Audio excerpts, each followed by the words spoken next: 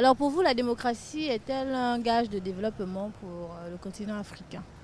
Oui, j'estime que la démocratie est un gage de développement pour l'Afrique parce que cela permet aux populations de décider de leur avenir.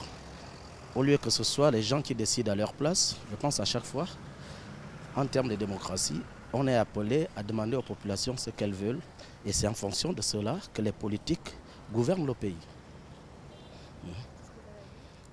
Mais ce n'est pas forcément tout ce que j'avais. C'est une question qui est assez large. Hein. On peut en débattre assez largement. Bon, pour l'instant, ce que je pensais, j'estime que la démocratie, je vais me répéter, est en mesure de l'échanger et de prouver d'autres personnes.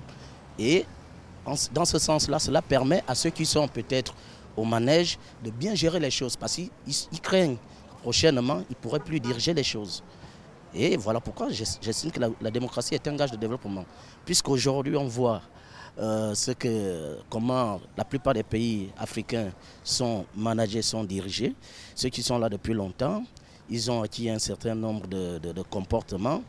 Ils estiment qu'ils ne peuvent pas être sanctionnés. Donc, ils font comme, bon, à la limite, ils s'enrichissent au malheur des populations. Et les quelques démocraties qu'on voit ici en Afrique, on voit comment les choses essaient d'évoluer dans ces pays-là. Au moins, ça bouge. Parce que les gens qui sont au pouvoir estiment que s'ils ne gèrent pas bien les choses, demain ou bien après-demain, ils peuvent être évincés de ce pouvoir-là et à la limite, être jugés aussi, parce qu'ils n'auraient pas bien fait les choses. C'est un gage pour certains pays africains, bien sûr, qui ont compris que pour l'évolution de leur pays, il faut une bonne démocratie.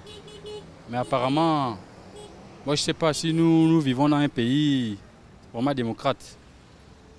Voilà. Je crois que c'est ça.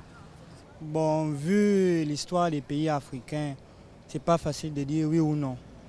Parce que depuis l'avènement du multipartisme dans les années 90, on constate plutôt un repli identitaire. Nos dirigeants ne sont pas jugés sur leur bilan. Celui-là, c'est un gars de mon village, alors je vote pour lui. Et puis même sur un plan économique, les avancées ne sont pas là. Ça fait 20 ans, plus de 20 ans qu'on est dans un multipartisme. Et ça n'a pas empêché les guerres civiles. Donc, en fait, je reste dubitatif. Dans d'autres pays, ça a amené quelque chose. Mais dans d'autres pays, c'est un facteur de régression.